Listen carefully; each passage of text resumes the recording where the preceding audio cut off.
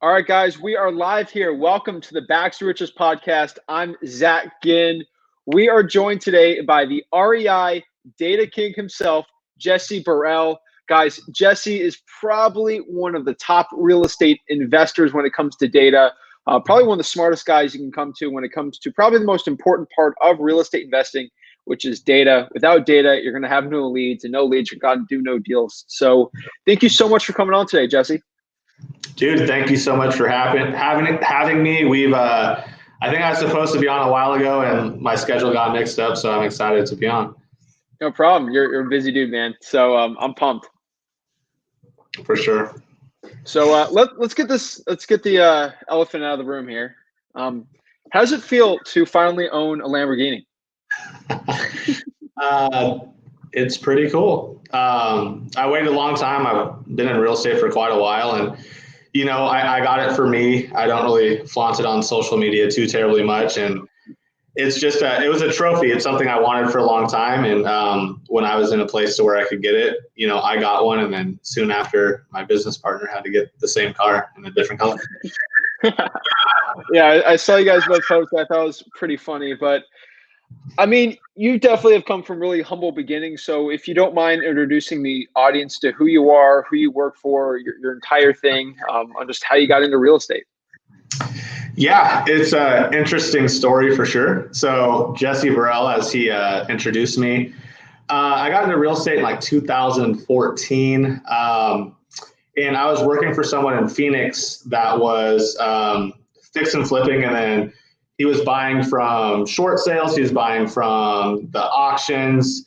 And then he also had a property management company to where he is Israeli, and he had a bunch of friends that he would buy them, upsell them, basically assign them to his friends, and then manage the properties. And it was my job, and I didn't know it at the time, was to look for fix and flip. So I was looking on the MLS, short sales. I had no idea what off market meant at that time. And it was my job. I was basically like an acquisition rep. So I'd underwrite the properties, I'd go look at them, and I'd negotiate the deals. And I did that for a year. And that's kind of how I got into the business. And then about once he started shutting that operation down, I got my real estate license and was just doing traditional real estate on what I knew how to do on finding fix and flips for people that wanted, to flip homes. And then soon after, about 6 months into that, I discovered wholesaling.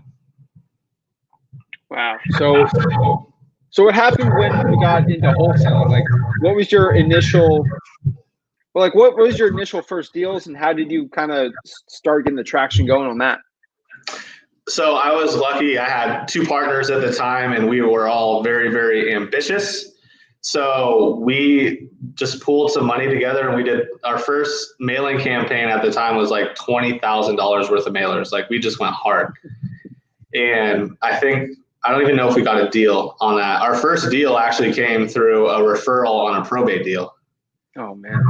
And it got daisy chained like 3 times because we didn't have a buyer. We didn't know how to get buyers. I mean, we were fresh. We were just like anybody else. We were learning from people, and people like, I'll sell your deals, or we could JV on it, and just all that type of stuff. And then in Phoenix, the direct mail wasn't working all that great. And we were a little bit ahead of the curve at that time in our business. And this is when PPC was cheap, and we went nationwide on PPC. So, the broader you go on pay-per-click, PPC, by the way, for y'all that don't know, is pay-per-click. That's like Google ads, to where, if someone says, sell my house fast for cash, our ad pops up. So we were doing that nationwide, and I jumped in as one of the owners. I was basically dispoing and having to underwrite every property for our acquisition. So I had to learn a market every single day. We never knew where our leads were coming from. It was absolute chaos. And so how did you fine tune that system then? Because I could only imagine having one of the top PPC SEO type marketing channels. Like, how did you systemize that? We didn't. So what we did do was we kept shrinking our market size. Then we went to 10 markets. And then we eventually ended up, before I left that company with my partners at the time, I think we were at like 3 or 5 markets. I can't remember. And you have to know how to underwrite a deal. You have to know what you need it for, and you have to know what your buyers are buying at, so you could contract a property at the right price. So we just kept shrinking it down, and we learned as we went, and it helped us with operations. So I think I've dispoed in 40 to 45 states, almost every state in the US I've done a deal in at one time or another. Wow. So how did that turn into your next business? Because obviously you're not with those partners anymore, and you came with two other awesome partners. So what was the whole transition into that? Because I know a lot of people jumping ships from a partnership, they want to go solo, they want to keep all the money. Like what's your opinion on that? I did go solo. So okay. I started, obviously I got bought out of the company and started my own operation. And that was 3 or 4 years ago. And what I did, and that's when the cold calling started to get popular. So I was buying lots of data and having lots of people cold call. That was my whole entire operation. I went away from the PPC because that started to get expensive. Mailing was still expensive. And I went all in on cold calling. And that's all I did for a year and a half, was have a team of acquisition reps who were lead genning themselves and cold calling. So I was paying them 25% if they locked a deal up, but they were doing the lead generation as well. So, I'm just supplying data and Mojo at the time. Obviously, we don't use Mojo anymore, and that's what I did. And I created a 7-figure business out of it, and it was very simple. Okay. And so was that 7-figure business you being solo? Correct. So what made you turn a 7-figure business, and I don't know how to say this nicely, but like dilute your equity on that with 2 other partners? It seems most people think that's crazy. Like, what was your logic on doing something like that? Because it eventually made you more money. Yeah. So what happened was I was doing that business.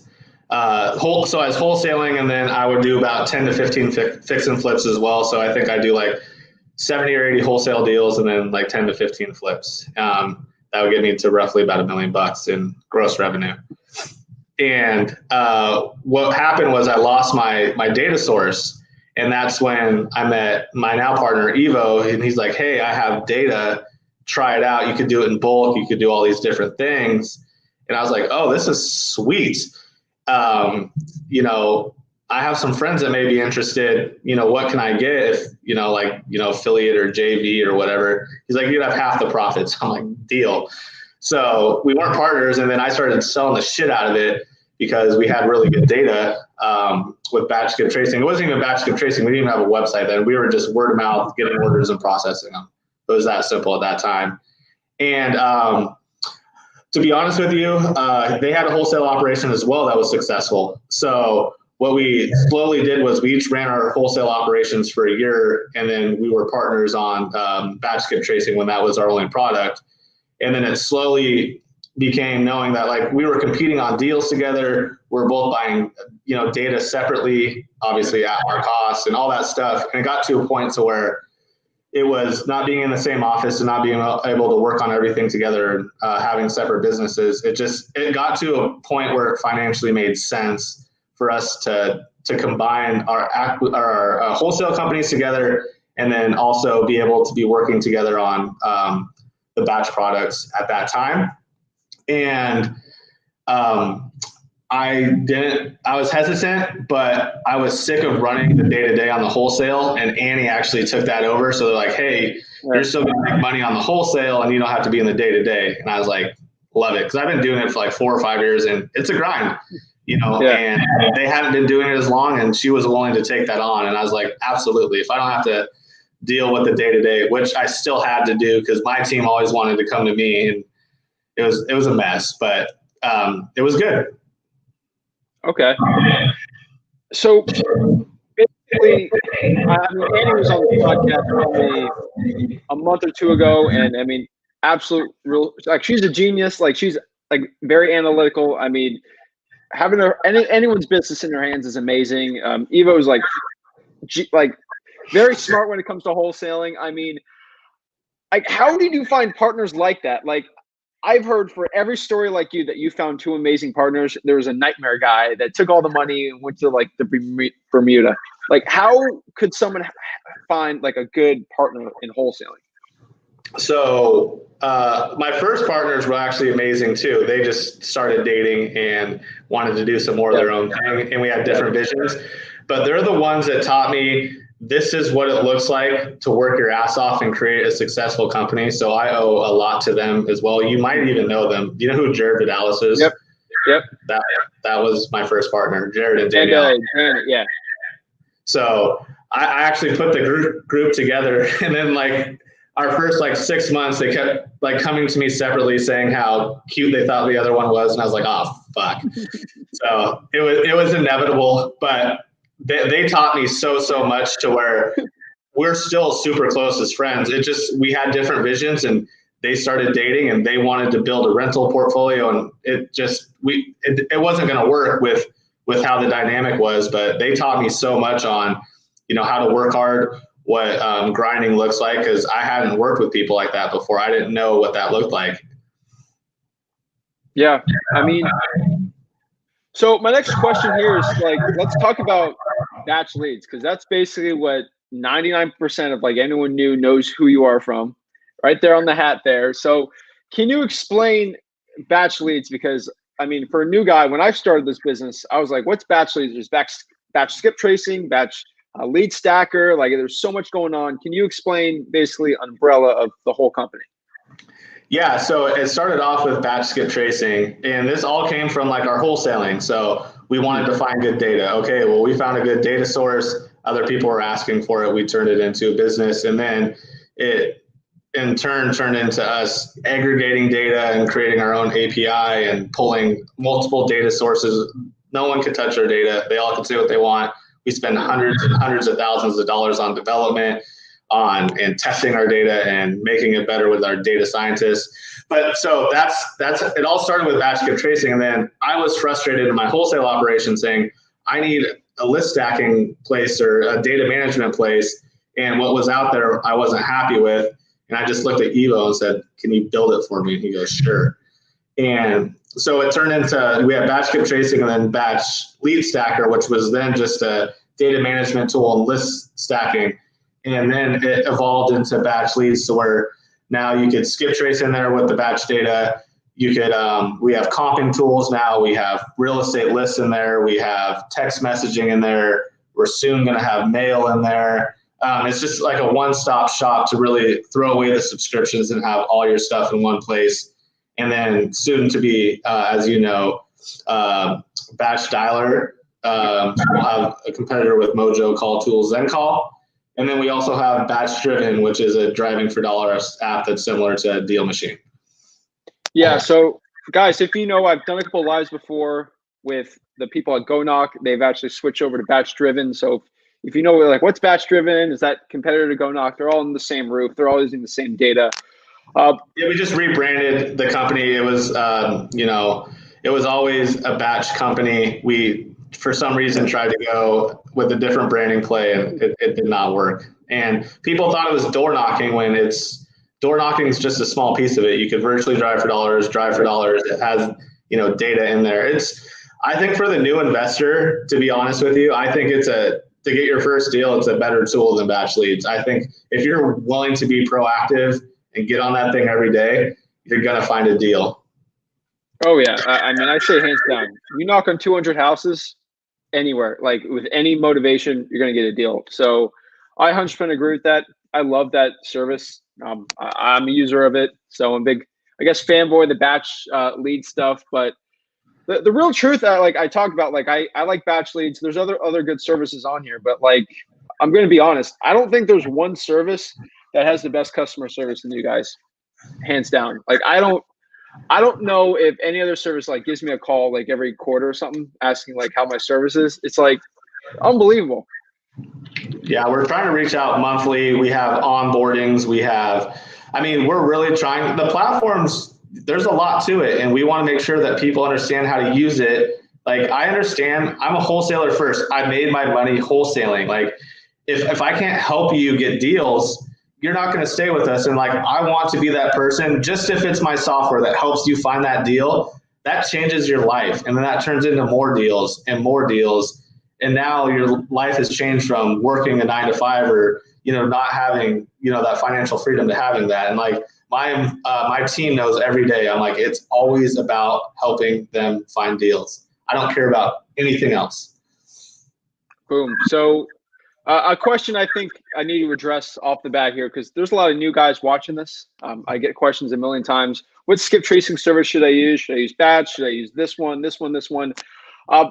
I'm having a lot of stories where people might use a skip tracing service that's like 6 cents, and they get one record, and they're like, I didn't get any deals from this. Like, the skip tracing sucks. Like, what's your opinion on maybe paying a little more money, going with Batch versus using a Walmart cheap service of skip tracing? That's the only thing I could say. So you get what you're paid for, and what we focus on, it's called RPC. And you probably don't even know what that means, but It is right party contact. You want to know, so you're going to get back 5, 6, 7 phone numbers. We want to make sure one of those phone numbers has the right party contact in there, which means you have the right person's information. Do they want to sell or not sell? That's not my fault. I just want to make sure that our phone numbers that we give to you for each address is having a high right party contact. And that's where we lead the industry, is making sure that we have the most of those. The more of those you have, the more opportunities you have to talk to someone that's potentially interested in selling, and the more deals you end up going to get. And that's what we focus on, is making sure we have right party contacts. Okay. And so the difference between that and maybe one that has one phone number is they don't have that. So like our right party contact normally is going to be anywhere between 55 and 65% of, one of those phone numbers that come back per address. And the stuff that you're using for, 3, 4, 5 cents is going to be roughly like 10%, 20% maybe. Yeah. So, but think of the time that you're wasting. If you're going to send the text, or you're going to make the phone calls, or you're going to, do whatever you're going to do with the skip tracing, you might as well have the most accurate phone numbers to get a hold of the right people that you're trying to contact. Boom. Yeah. I mean, I agree with that. Like I've tried the free stuff. I've tried the other stuff. I've even tried going straight to like the source of everything, having a little office, and then they come by like every quarter, investigate me. I was sick of all that stuff. So I use Batch for the skip tracing. I think it's a really good service. I mean, probably the most used one for you, I could be wrong, is like the SMS portion of it. Like, can you talk a little more about the SMS part of Batch leads? Like how important is it? Yeah, I mean, it's a huge part, but I actually think it all starts with having good data, list stacking your data, and niching down on your data. And whatever you choose to do with that, obviously texting, you're going to get in front of the most people in the shortest amount of time. But it depends. If you don't have time to sit there and monitor your stuff, then cold calling's better. If you have a VA, or you have time to monitor your text messaging, obviously you're going to get through more leads. But the other thing is do both. Cold call, text message. If your state allows RVMs, or you don't get in trouble for that, you can do that as well. But like the most expensive parts of skip tracing, hit them in all different ways. Like texting is obviously great, and people have a ton of success. But if you're new and on a budget, because the expensive part's the data. So like, cold calling is really good if you don't want to sit there and run through data, or you don't have the budget to run through data. Obviously, if you have a decent budget, I would say to be successful, to get your first deal texting within 90 days, you probably need $300 to $400 a month to successfully do it. Okay. Wow. Okay. And so what's your best course of action if someone wants to go to Batch, but they want to get their first deal? They got like the minimum amount of money possible. Like, how would they get their first deal? Are you talking about Batch leads? Yeah. If someone wanted to get like a deal, like obviously they want to get the best data possible. Like how would they get their first deal if you were in their shoes? Like texting or cold calling, or what are you asking exactly? No, like if you only had like $300 and you had to get a deal using Batch leads, like how would you be able to do that through the system? Would you door knock? Would you cold call? That's tough. I would probably send text messages out, And if I didn't have a budget for like a power dialer, and then I would manually call through those numbers too for the people that I didn't get a hold of. Okay. Yeah, that's what I'm asking, because there's so many people asking. Like, I get so many DMs. Like, I got $400, $500. What should I do? I know they're asking here all the time, so that's why I was kind of asking more about that. I mean, my next question here. So, you really gotten out of the flipping business, more into wholesaling in your career. I mean, is there a reason why you've kind of got away with the sexy HGTV flips? So we actually stopped flipping in June, and we stopped wholesaling in June as well. Mm-hmm. And we're focusing on developing. So we're building a 60-unit apartment complex right now. Oh, wow. We're also building 22 new builds in South Phoenix. There'll be about $500,000. And then we're doing 49 manufactured homes. I have a partnership with Pace on that. And we're building a 10-plex as well. So we're kind of, we transitioned from, we made all of our, a lot of our money in wholesale and flipping. And then now it's turned into rolling that money into big projects, and then long-term wealth. And then batch leads, batch skip tracing, and all this stuff has blown up to where we had to make a decision on what we're going to focus on. And we wanted to focus on helping people get deals instead of us continue to try and wholesale. Because through all of our batch products, we have over 90 employees now. Wow. Wow. So let's talk more about those crazy big buildings. Like, what's the goal on those like big, like multiplex buildings? Is it for like a long-term wealth, or are you trying to flip it? Like, what's? So the 60 units, there's a good chance we'll keep them. And then you could do some really good tax savings with them while you're cash flowing. And then with the 22, we just wanted to try building out a small subdivision. So those are just going to go for sale. And then the other, we're doing like a 10 unit and some other stuff. And that's just stuff that we're going to hold in our portfolio as we grow. So the focus is growing our rental, or actually more multifamily portfolio, as rentals, and then doing some new construction, like small subdivisions. And that's kind of our focus on the real estate side for right now. Wow. So could you, 60 units, that's insane. Are these like self-funded, or are you getting funding for all this? So the hardest part is funding, is getting everything funded until, so you need all the underground done. Once you have the underground and you're ready to build, most places will fund between 90 and 100% of it. So we're doing a little bit of both. We're self-funding the beginning of both of the projects, and then we're going to probably bring on some partners. We just haven't really fully decided on what we're going to do on that side. But right now we have the funds to fund, the buying the land in cash or with hard money, because you could do like 50% down for land. And then you're just funding all the, your civil engineer is the one that's expensive at the beginning. He's charging you about $100,000 to get all this shit done, and then all the permits and stuff like that. Once you have that, people are ready to invest with you. So that's not the difficult part. It's just identifying a piece of land, and we're still learning. We're just starting this, so I am absolutely no expert. I feel like I was when I just started in wholesaling. There's a lot to learn. We're taking our time. And it's a new exciting chapter for us to grow as a company and push ourselves out of our comfort zone. Wow.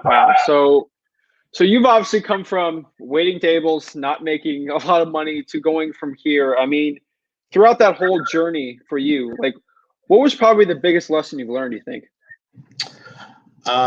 Reading and learning and mentorship. Wow. Okay. And was there one person in your whole journey that you think has had the biggest impact on you? Probably Danielle, to be honest with you. Wow. I mean, she brought me into real estate. So when I said I was working for that guy, she was my manager. We started our first wholesale company together. And as I said, she taught me a lot in real estate, but the biggest thing she ever taught me was how to work hard. And she still does that. Like oh my goodness, she they still grind like crazy people. Like they are, it's just, I'm forever thankful. Like without her, I wouldn't be here. And I know that. Wow. That's impressive. So what are your core values for your business now? Because I mean, 90 employees it's hectic for me just thinking about it. I mean, what's your core values for it? How do you stop just a carousel of employees coming in and out? Like what's your tactics for that? That's actually been probably our biggest strength is we don't have people coming and going too often. And remember, out of those 90, 50 something of them, we have a big development team on the back end. Obviously, we have big projects going on. Excuse me. We have, 4 different companies. We have batch skip tracing. We have development on batch leads. We probably have 30 developers on batch leads. And then batch driven, there's 5 or 6, and then batch dialer, I think there's like 6 or 7 already, and that's just getting started. So, but what we've done is I say this all the time, we hire for character and we'll train skill. Like, I don't care if you're the most skilled person, like you have to fit our core values. Like we host lunch every week for everybody. And one of the weeks, like our employees were like, hey, let's go around the table and let's talk about what book that we're reading and how it's helping us become a better person. Like those are the type of people that we hire is someone that wants to grow, someone that wants to learn inside the company, and someone that wants to push themselves to be successful. So like our core values are on our wall. Our mission statement is on our wall. And when we interview, we are very, very clear of what type of person we're looking to have join our team. And would you mind sharing your mission statement to us? So, gosh, I wish my door was open right now. I believe it is we provide products and services that impact people and change their lives, something along those lines. Wow. So, I mean, you're in and out everywhere. Like sometimes, like whenever I have someone in Phoenix and they're like a big, like popular coach or something, or like influencer, you're always popping in and out. It's crazy. I had one, I think, with Carlos Reyes, and I was just like, oh, like Jesse like came through. It's like you're friends with all these, I would say, quote unquote competitors. I mean, how is Phoenix having such like a cooperative like environment where everyone else around the country in wholesaling is basically cutthroat? Collaboration, not competition, man. We don't have scarcity mindsets. Like Carlos and Sal are great friends. They have a competing skip tracing company. They have multiple competing products. Evo and Sal talk like 4 days a week. I kid you not. They're my friends, and we both want each other to be successful. We don't talk bad about each other's companies. They have great services as well. And we're going to compete against each other, but we're going to compete in a way to where we're not hurting each other's feelings, and we're not going to, like, they're my friends before they're my competition. Like, I'm not going to ruin a friendship over money or business, especially because they're great guys. So, and then, there's Pace and Brent and Jamil and all those guys, Steve Trang, like we're all friends. We all compete in some way, shape, or form with each other. Yet we all have these private meetings where we tell each other all of our secrets and hope each other is able to learn something from it. Yeah, I mean, and some other podcasts. I got a podcast, I think, with Brent. He was in the batch office with someone else. They're in the batch office. It's like everyone's together here. I think it's really cool what you guys have going over in Phoenix. If you guys want, I'm going to ask a couple more questions to Jesse, then we're going to open up a Q&A. So comment below the questions you guys have for Jesse, data related, anything related. This dude, if you're in front of him, think of the one question you can ask him. It would probably help you change your business forever. So think about what you're going to say, comment it below. But outside of wholesaling, I mean, you're one of the top guys there, top data guys. I mean, outside of wholesaling, what is the number one goal or achievement you're trying to achieve in the next year that gets you like excited? I'm working on my health, and I'm also working on not working so much. So I'm working on health and balance. I've really worked my ass off on creating something successful, and I'm trying to get back to having more of a balance in my life, and that's something I'm really focused on. Wow. And then on the business side, what's the number one thing you're most excited about? Batch dialer and batch, all of it. Batch dialer, I'm excited because it's new, but batch leads, we got some really exciting things coming. I mean, all we really want to do is just like, we listen to what people want, and we're trying to build products. Like, my job's to impact lives, even if it's just with software. Like, if we're giving y'all tools that make your lives easier and help you get more deals, I mean, that's what I'm always working on, is just impacting lives. I came from nothing. Like, I was 28 years old with $0, broke as hell, with a $1,500 98 Honda Accord, waiting tables. Like, if I could do it, anybody could do it. It's not impossible. It's just a lot of hard fucking work, to be completely honest with you, and surrounding yourself with positive people and learning and reading and growing as a person. Like, there's no rocket science to this. That's it. It's not that hard. It's just sacrificing all the shit you like to do for shit that you need to do. I 100% agree with that. I drove my first deal, 2004 Honda Accord, my first deal, and that was in 2017, and that thing almost broke down every single day, scratch marks everywhere. I remember that, but it's a completely relatable story with me. That's why I kind of wanted to do on the podcast here. But I mean, you've impacted a lot of lives. I mean, is there one story of one customer that you've impacted that had the biggest fulfillment for you for batch leads? I've had a lot, to be honest with you. I mean, I've connected with some people and just vibed with them, to where I met someone at a conference that was just getting started, just started using our products. That was back before batch leads, maybe. And they're using our skip tracing, and these two dudes from Houston, you might know them, Ben Blackburn and Derek Acuff, like flipping a house. Yep. We got a little tipsy at like Max Maxwell's Wholesaling Elite a couple of years, like 3 years ago now. And I was like, y'all could fly out and stay at my guest house. I got a phone call a week later, like, hey, we'll be out in 2 weeks. And I put them up for a week, and they were already doing deals, but like, I was able to help push them to the next level. I had a friend of mine here in Phoenix that's been struggling for quite a while, part-time wholesaling, and convinced him to quit his job full-time like 8 weeks ago. And he's gotten 4 deals in his first 8 weeks. Wow. That's what do you think about? Was that just burning the ships basically? Is that what you think that helped them out? Like, what, someone quit their full-time job? He'd worked for Steve Trang part-time for a little bit. He's gotten mentorship. I didn't really do that much. I helped. Actually, I didn't do anything at all. I just helped give him belief in himself. That's all he was doing, was scared that he wasn't good enough. I'm like, dude, you understand how to underwrite. You understand how to talk to sellers. You understand how to work your ass off. Quit your job. All I said to him was, like, every day you're working at your job, you're going to make less money, and it's inevitable until you do quit.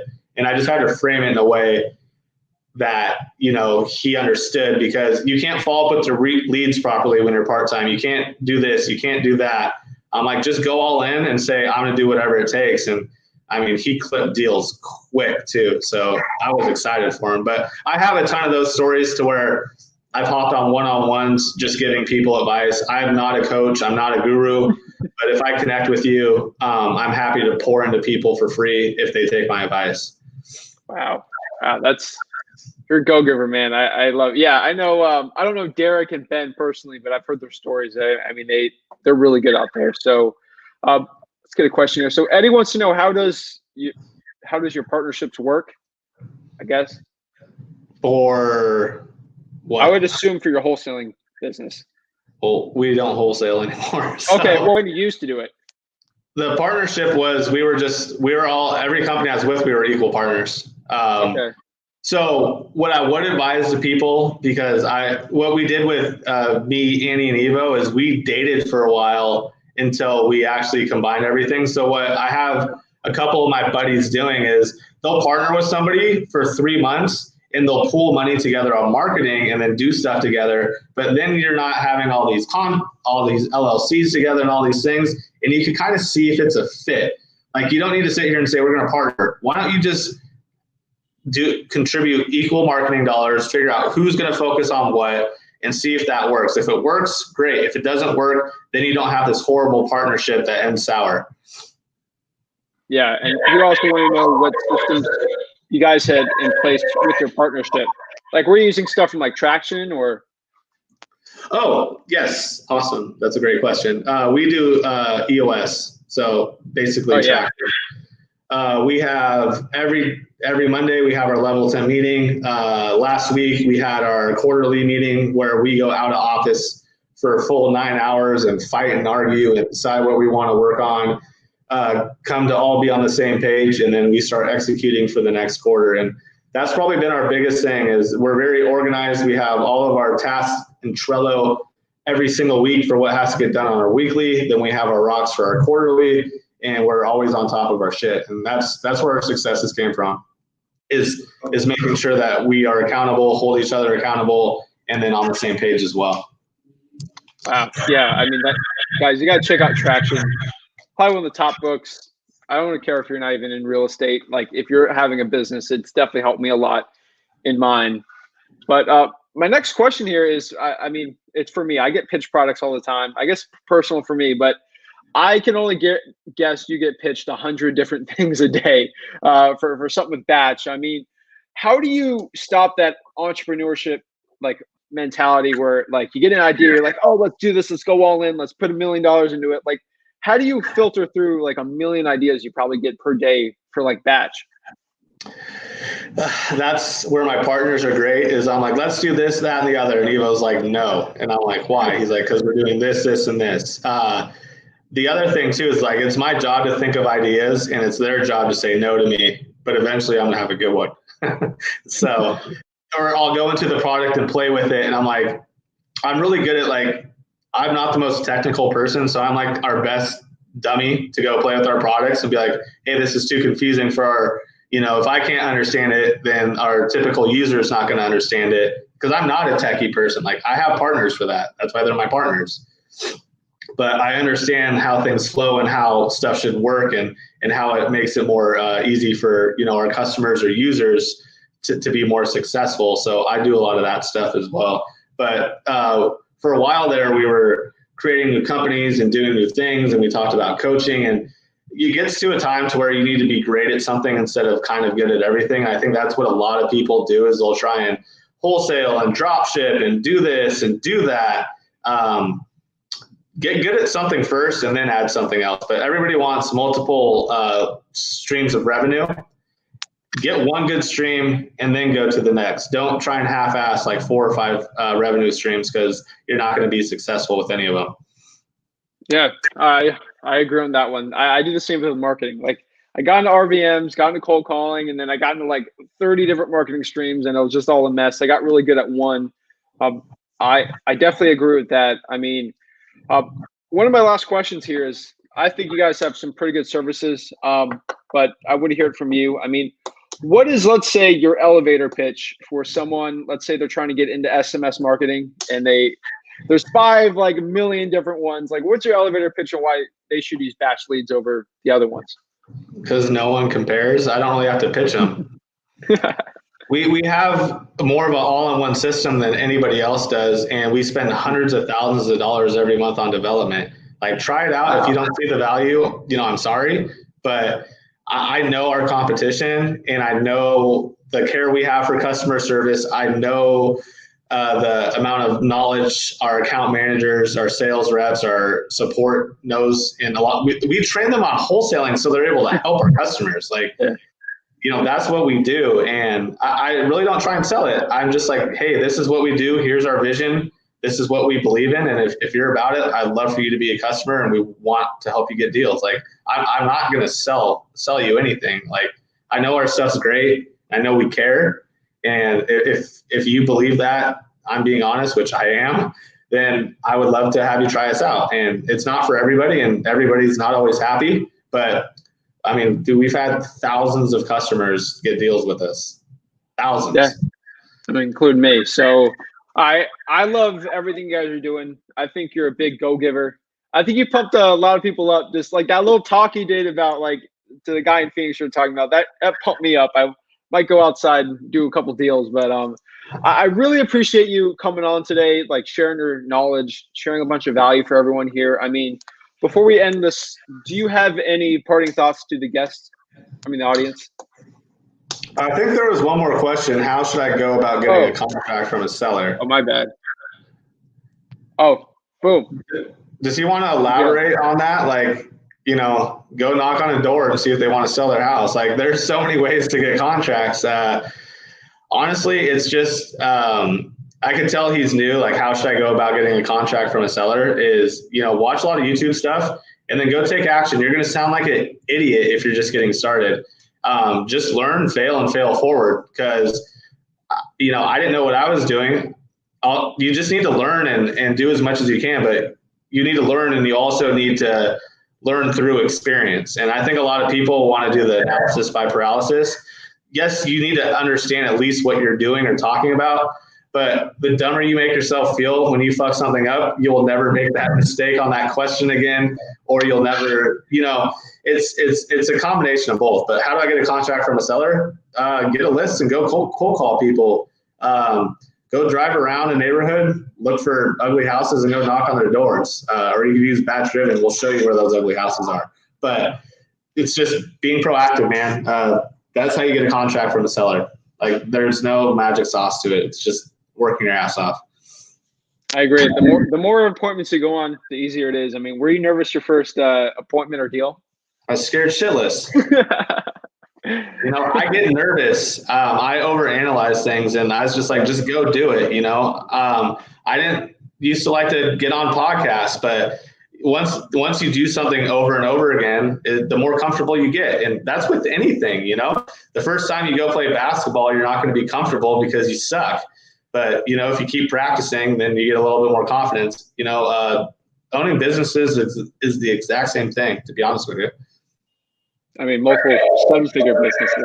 So, man, I really appreciate you coming on today. I love your stuff. I love the value you bring. Keep it up. I love it. I could come out to Phoenix one day, but I appreciate everything you're giving to everyone, and I appreciate you coming on. Awesome. Appreciate it.